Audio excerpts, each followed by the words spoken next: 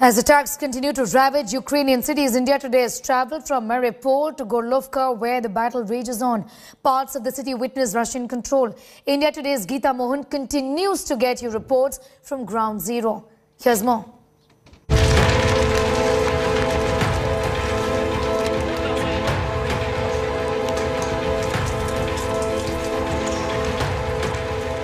A city in ruins.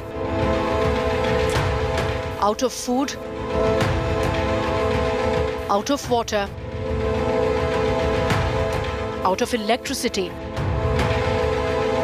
India Today is in Gorlovka, a city near Donetsk Oblast in eastern Ukraine. The war trail has taken us to Donetsk, to Mariupol, to Gorlovka. India Today is the world's first television crew to reach deep inside the Russian-controlled territories of Ukraine.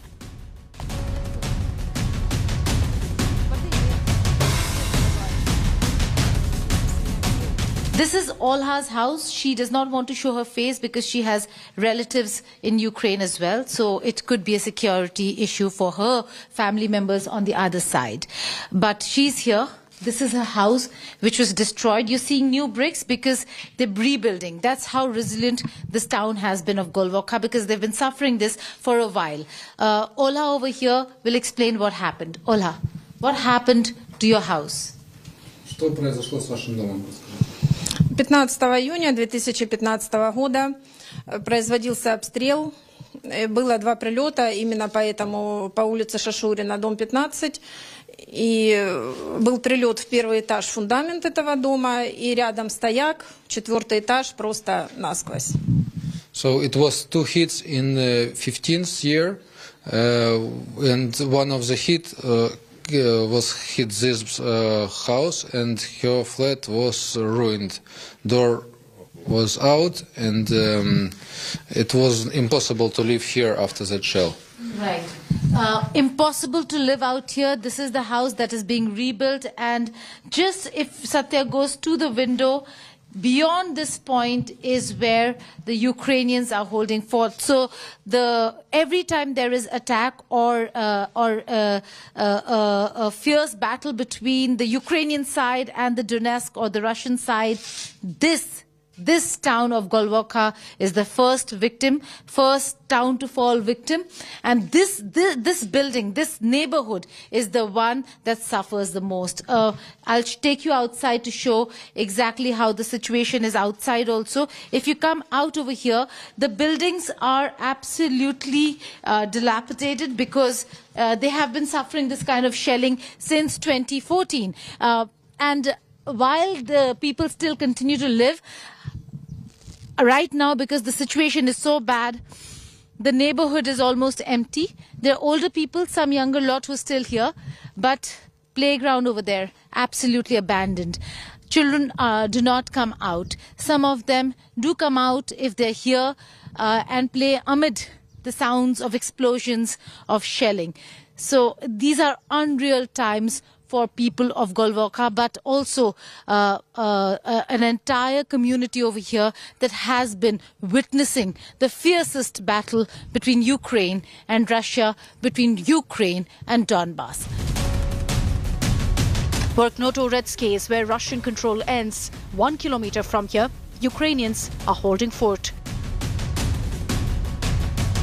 This is Verkhnodorets, where the Russians have taken control. This was Ukrainian territory, but now this has come under Russian control. The village over there absolutely destroyed because of the continuous shelling from both sides. Villagers have fled. Some of them continue to stay here, but most of them have fled. That's continuous shelling going on. And where we are right now is where the injured are being brought to the Russian camp. Camouflaged nets. You can see that to ensure that this little house that they've taken up is not destroyed. Now we're going in to show you exactly what. They're medics, they're military medics, medical team of the Russian military force, and they have an emergency operation or a operation theater where they are performing whatever rudimentary surgeries or procedures that can be performed. This is also the first aid center where first aid is provided to those who are injured in the attacks. And the ones who really require major medical help are taken by the medical vans to Gorlovka. Alex, if I could speak to the officers here as to what the situation is and when did they take control of this village? Скажите, когда мы получили контроль над этим поселком? Окончательный контроль над этим поселком я не могу вам ответить. Мы сюда зашли 4 дня назад. Именно медицина. Естественно, вы понимаете, что медики заходят тогда, когда фронт продлевается хотя бы на 6 километров вперед. So they got here 4 days ago, and this is the medical group. So they standing behind the forward forces. The post. So we will bring you all the reports from the forward posts over here, but this is the last position, the latest one that the Russian forces have taken control of. This was under Ukrainian control. Now the Russians have taken control of this area, and it seems like the villages over there are absolutely destroyed, but people not willing to leave. As Russian forces press ahead, it's meeting resistance from the Ukrainians. The theatre of war has shifted from Kyiv to eastern Ukraine. This is the last post where the Russians now have taken control. This was on the Ukrainian side, Verkhovskaya, where the Ukrainians had control. Now it is absolutely under Russian control. The village absolutely destroyed. We're being told there are only 30 civilians who are still there over here. Most of them old who do not want to leave, but only 30. The rest have fled to safety either on that side or this side. Shelling ongoing from both sides, trying to regain control when it comes to the Ukrainian sides, trying to keep control when it comes to the Russian sides. Mortar shelling visible in all houses that are absolutely destroyed. There was a mortar shell that fell on this house as well, where we are standing right now. But it seems like this is going to continue because this is the last position for the Russian side, a critical one at that. In areas where Russian forces have taken control, it's confiscated machine guns and ammunition from the defeated Ukrainians.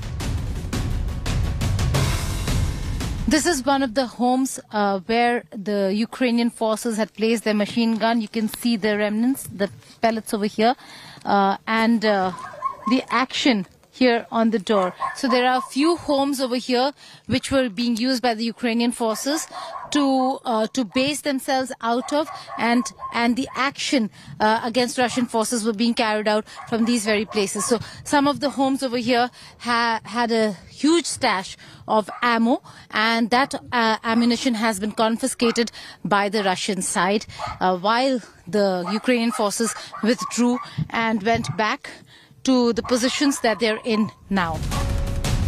A lot has been said about the Ukrainians' love for their motherland and their resolve. The same holds true for the Russian troops. India today met a soldier couple in the war zone. They've left their 5-year-old at home to fight what many are calling Vladimir Putin's war. On the front lines, fighting with the forces to take as much territory as they can. They're ensuring a DPR Russia win, and we'll have to wait and see how the Ukrainians react. There are young couples, young forces, young women fighting the forces on the other side as well. But this is a young couple fighting from this side. Tanks moving to the front line over here. We've seen this continuous action, continuous movement of tanks that have been moving from Gorlovka and other areas up to the front line. This village now has been taken and is under Russian control. Those are Russian military personnel and forces who are now moving to the front as and when they require more ammunition, more backup, more support. You'd see this road being used to go up to the front. Russia sending reinforcements, including T-64 tanks, to the region. Moscow is determined to hold on to their hard-won gains in the last few days. We are right at the border areas. Now the forces over here, Russian forces preparing to go to the front. You can see that they are arming the tanks with the ammunition, the weapons that are required.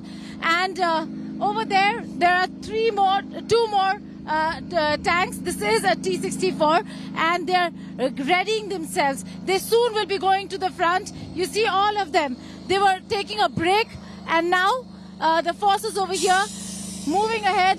There you can see they're all going. They're all going to the front line. This is an area in Golvaraka. We are again being told not to disclose locations, so can't show the buildings around. Satya is keeping it very specific to the tanks that are here and will be in motion very soon. They are going to go to the villages that have been captured where we were reporting from. The commander who's commanding this convoy of tanks, Sergeant Ilya. Sergeant Ilya, thank you for speaking with India Today and Aaj Tak.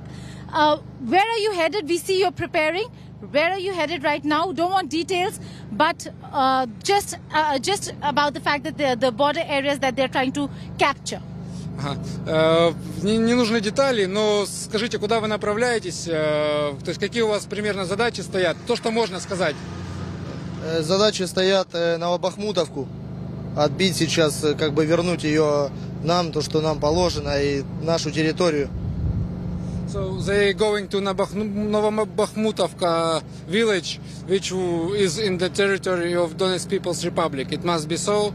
So they're gathering to take it back now. What are the challenges that they're facing as forces? Are there any challenges that they're facing? Какими проблемами вы встречаетесь как подразделение? Проблемы со стороны Украины? Ну, вообще, то есть какие у вас... Operational challenges. Да, технические какие трудности, то есть как это... Технические трудности, да, в принципе, никаких, только машинки старые, уже уставшие. Приходится их самим заниматься, их там подкручивать, там всякие патрубки, со временем уже стали протираться и так далее, то есть... So the only problem they meet is the old technique and they need to repair it seldom. Because these are the T-64s and not the T-90s, which are the latest tanks of the Russian forces.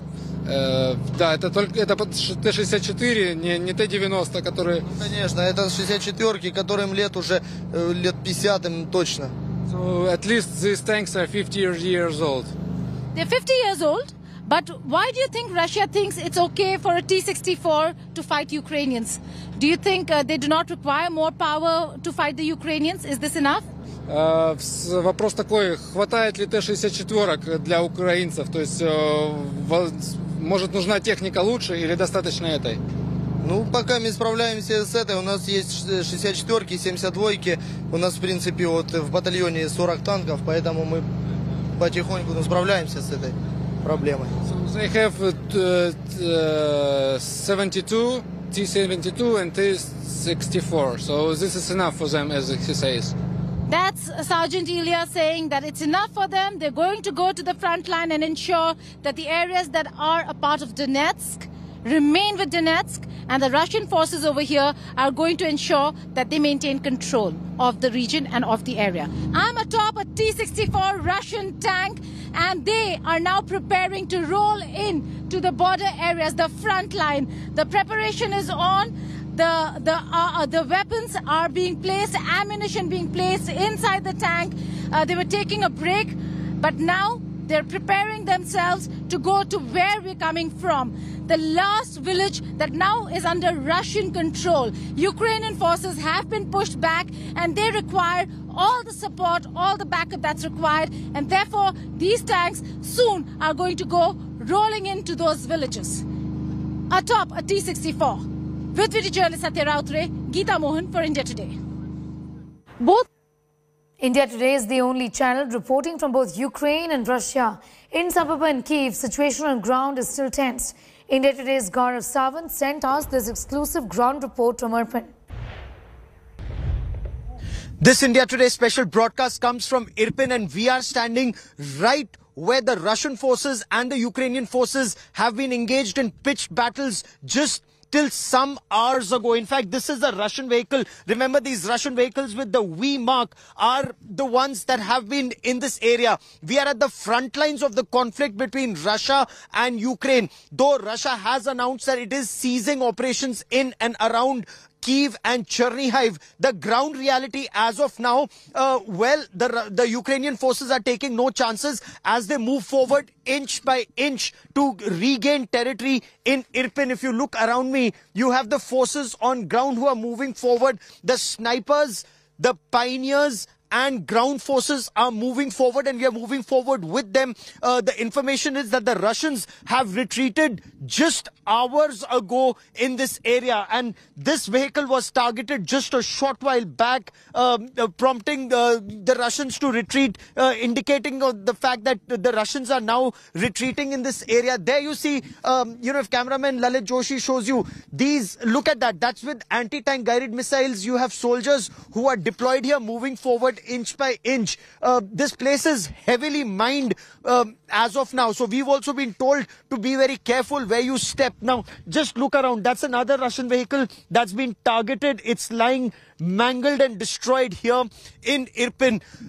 We are moving forward with the forces as of now. The Ukrainian forces are moving forward inch by inch, and this is a thickly forested area. We are with the Ukrainian army. This is not the militia. This is not the civil defense. This is the Ukrainian army that's now moving forward inch by inch in this territory. This is where, if you notice, buildings destroyed, homes shattered, everything lies in ruins as of now as they move forward in this area. This situation here is extremely grim. It's extremely tense. Why is it tense? Because while the Russians have moved forward, have retreated in some areas, and the Ukrainian forces are moving forward, we still do not know where have the Russians gone. This is like the final point so far till the time that the Ukrainian forces now decide to move forward. They have to clear every building as they regain territory. Why they're doing this very slowly? Because some of the buildings, doors are mined, roads are mined. There is no clarity on where the Russian forces could be. Now look at this forest. They could be hiding in these forests. There could be snipers in this forest, plus the built up area. This is how operations are proceeding, very cautiously and very gradually. The Russians are moving forward, but are they reorganizing to hit back? We still do not know. If you look just behind me, you can still hear some kind of a blast, and we do not know whether this is a controlled blast that's happening to defuse the mines that have been laid in this area. As the mines are found, they are neutralized, and then the forces move forward, and every area is cleared. But no chances are being taken. Why are no chances being taken? Because the apprehension is, while the Russians may say they are moving back, but are they actually moving back? There is no clarity on that just as yet. A shattered building, troops deployed, but making it very, very easy here. The pioneers, of course, if you look, they have their binoculars, they have their devices, they check, they scan, the pioneers move forward, clear an area, and only then are they moving forward. Also, look at the kind of ammunition that have been used all along in battles that have been fought just moments here, and the kind of ammunition that's just lying around here shows you the kind of battles that have been fought on ground.